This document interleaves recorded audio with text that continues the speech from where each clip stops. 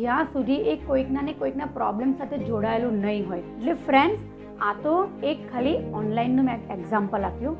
એવી રીતે આપણે જે પણ લાઈનને બિલોંગ્સ કરતા હોઈએ છીએ, આજે આપણે એજ્યુકેટેડ હોઈએ છીએ, આજે કોઈ ડૉક્ટર હોય છે, આજે કોઈ CA હોય છે, આજે કોઈ એન્જિનિયર હોય છે, તો હવે બિઝનેસ પહેલાંની જેમ નથી ચાલતા. આપણે બધાને જ ખબર છે કે આજે ઘણી બધી કોમ્પિટિશન્સ છે. આજે કોઈ ફિલ્ડ એવું નથી કે જેમાં ઘણા ઓછા લોકો જોવા મળે.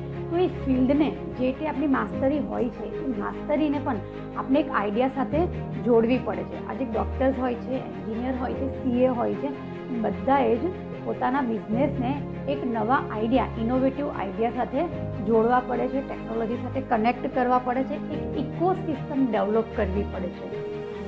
શું છે આ ઇકોસિસ્ટમ?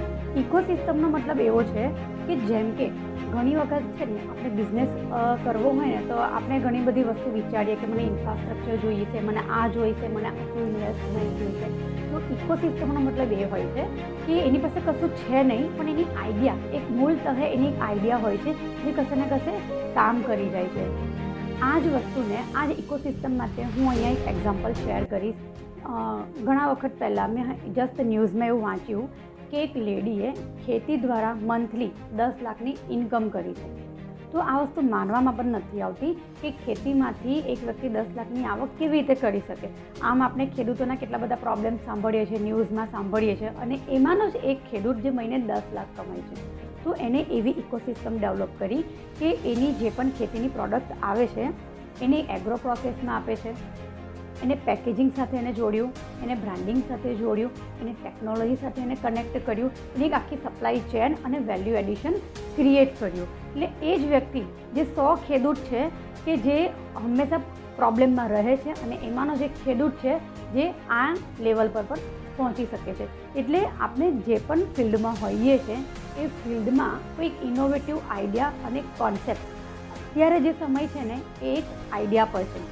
અત્યારે આપણી ગવર્મેન્ટ પણ ઘણા બધા એવા પ્રોજેક્ટ શરૂ કરે છે કે જેમાં આઈડિયા પાછળ ઇન્વેસ્ટમેન્ટ થાય છે.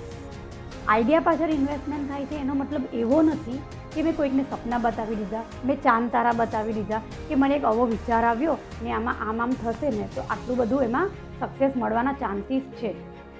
તો એની પાછળ ઇન્વેસ્ટમેન્ટ નથી થતું.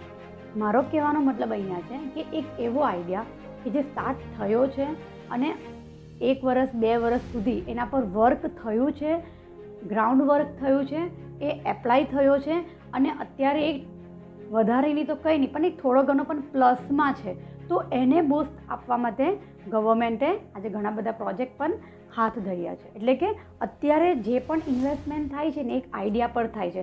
અત્યારે ઇન્ફ્રાસ્ટ્રક્ચર કરતાં પણ આજે બહારની જે કન્ટ્રી છે એ આપનું જે યંગ પબ્લિક છે એ કયો આઈડિયા છે ને આઈડિયાનું શું રિઝલ્ટ આવી શકે છે ને એ આખો પ્રોજેક્ટ જોઈ અને એના પર ઇન્વેસ્ટ કરે છે. એટલે કે એક એવો આઈડિયા કે એમાં એવું પણ જોવામાં આવે છે કે એમાંથી કેટલા લોકોના પ્રોબ્લેમ સોલ્વ થયા છે, એમાંથી કેટલા લોકોને સોલ્યુશન્સ મળ્યા છે. તો ઘણા બધા એવા આઈડિયા છે અત્યારે જે વર્ક કરે છે. એટલે કે ફ્રેન્ડ્સ, અહીંયા હું મારી વાતને એટલું જ કહીને પૂરું કરીશ કે આજે આપણે એવું વિચારવાની જરૂર નથી કે હું આ સ્ટાર્ટઅપ કરી લઉં, હું આ સ્ટાર્ટઅપ કરી લઉં, કે મારું સ્ટાર્ટઅપ સક્સેસ કેમ નથી ગયું. બસ આપણે ખાલી એક આઈડિયા વિચારવાનો છે.